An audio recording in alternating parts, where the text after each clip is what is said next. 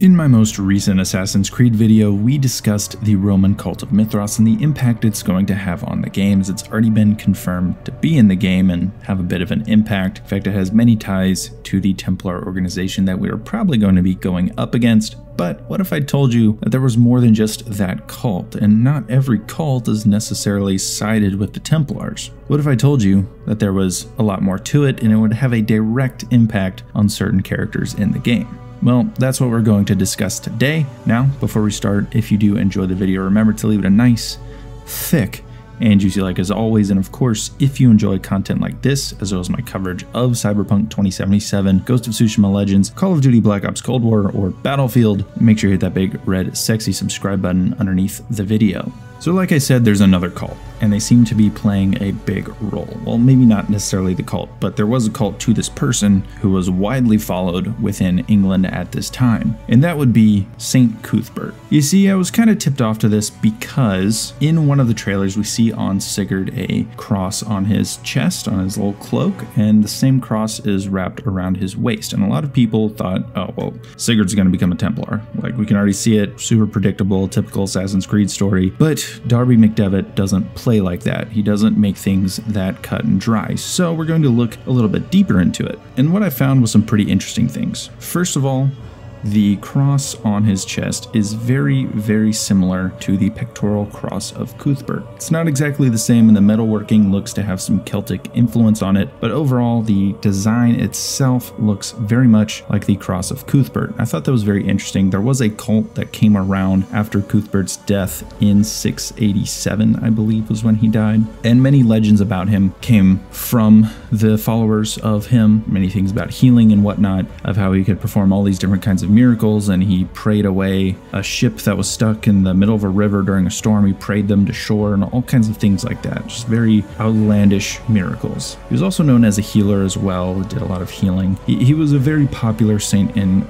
Britain at the time. In fact, probably the most popular, especially in Northumbria, where he was from. And you can also go back and find a much more direct connection once you find out that at the very tail end of his life, he was the Bishop of Lindisfarne. That was kind of his priory area in general. When he became a priest, kind of operated in that area. Now, another thing I want to talk about. This is something that may remind you of other parts of the series, and that is between the time in his life when he had kind of gone through the priesthood and got a little bit later in his life to just before he became the bishop at Lindisfarne, Cuthbert became a bit of a hermit. He locked himself away on an island to study and reflect on a lot of things in life. And then you find out after he died and was buried in Lindisfarne, and then the Vikings raided, the monks in the area fled with Cuthbert's remains and the relics that were buried with him. Now I really want to focus on the relics, because this is where I want to throw the Assassin's Creed veil over things and kind of see things through the lens of the AC universe. I'm sure I don't have to explain to you what powerful relics are often associated with Assassin's Creed, pieces of Eden, and they can come in many shapes and forms and sizes and with various abilities in terms of how they function and what they can do. And the fact that later in his life, Cuthbert locked himself away to become a hermit reminds me a lot of Ezio and Altair later in their life when they were trying to study the pieces of Eden. You see, Cuthbert was such a hermit that he would not even greet people when they came up to visit him, because he often had visitors. He would bless them from his window, and that was the extent of it. He never invited them in or anything like that. And I found that very interesting because it really reminded me a lot of, like I said, Ezio and Altair, how they somewhat locked themselves away to study these pieces of Eden, because they seem to really fascinate them and there's a lot to learn from them. And now this could be a bit of a reach, but you never know. Like I said, Darby never makes things that cut and dry. And then another thing is King Alfred. Again, we're going to meet King Alfred, and I have a feeling we're going to have a bit of an alliance with him, but in 878, he's about to engage in a large battle against the Danes. There's several Danish kings that are up against him, including Guthrum, who ends up becoming quite famous as a Danish king who would convert to Christianity soon after these events. But just before this battle, Alfred has a dream where he is visited by Cuthbert, who basically tells him how to win the battle. Now again, I want to throw the Assassin's Creed veil all over this. This part specifically reminds me of in Revelations when Ezio has the seals of Altair and he's learning from his past experiences. Now, I don't know if Cuthbert was ever commanding anyone in battle, but maybe there's some key thing that Eivor and Alfred can learn from a particular memory seal from Cuthbert. I think that could happen pretty easily, or maybe it's just something the Piece of Eden shows them. I don't know. They seem to be changing the powers the Pieces of Eden have all the time, but maybe that is how that works.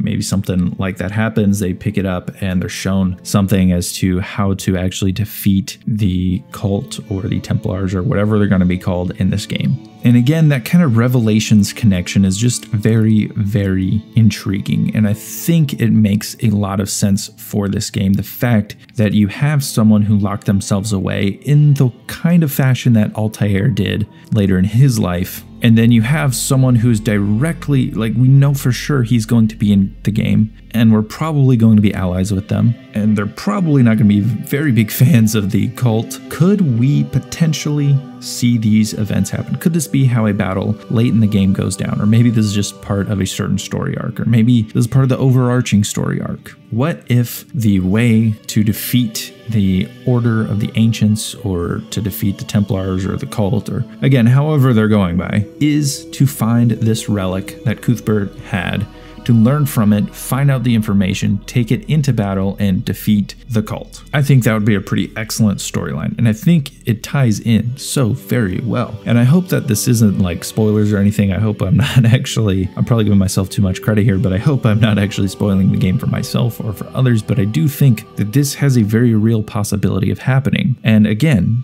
Darby is not one to write a very simple story. There's going to be a lot of ties to history and a lot of things that are going to be going on that are important at this time. And again, if you think about it with that Assassin's Creed veil over things, it makes tons of sense. Just like when we looked at the Cult of Mithras and all the things that tied to it that made a lot of sense. I think this might be a sign that Sigurd maybe just doesn't become a Templar. Maybe when they say he has a darker side to him, they don't mean that he's just evil and he's going to go out and do things, but maybe he's a little bit more brutal. But overall, he ends up learning and kind of growing with someone like Eivor and learning along the way, and he doesn't turn to the kind of bad side. Maybe he ends up helping find this specific relic, but he has his own mission he feels he needs to go on. That could very well be it, and I think that would be a nice way to get away from the trope of siblings betraying you, dying, or all the other same three things that happen within Assassin's Creed games. I think that would be a very good way to implement that. So real quickly before I end the video, I'm actually recording this as I'm doing the editing, but I found this image of Saint Cuthbert, and he appears to have the missing finger that the assassins do. And this really makes me think that who Eivor thinks is Odin in the cinematic trailer at the beginning may just be Cuthbert.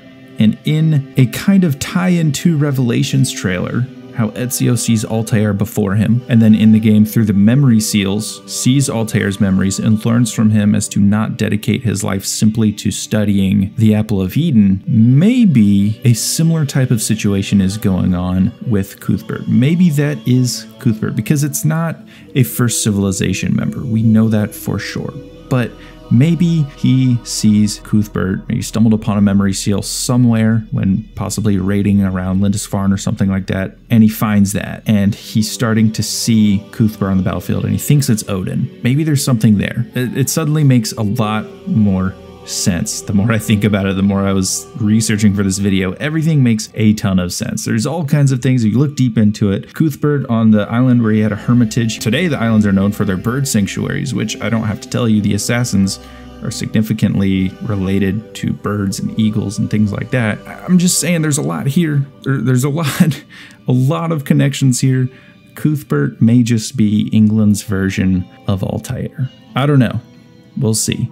But I thought that was a very interesting connection, and I thought it kind of helps support the theory that I'm presenting today. Again, this could be totally way off the mark and completely false, but I know guys like Darby are going to do their due diligence in terms of making sure that this is very, very close to history. So anyway, that's my theory as to what may happen with this cult of Cuthbert, because there was a cult around him, but it was mainly focused on just Cuthbert himself. But again, let me know what you guys think down below. I want to hear your thoughts. Do you think that this could possibly happen? Do you think this is a good theory? Let me know what you think the cross on Sigurd's cloak could be. Do you think he will become a Templar? I don't know. It's a lot of questions. Anyway, if you did enjoy, remember to leave it a nice, thick, and juicy like as always, and I will see you guys in the next video.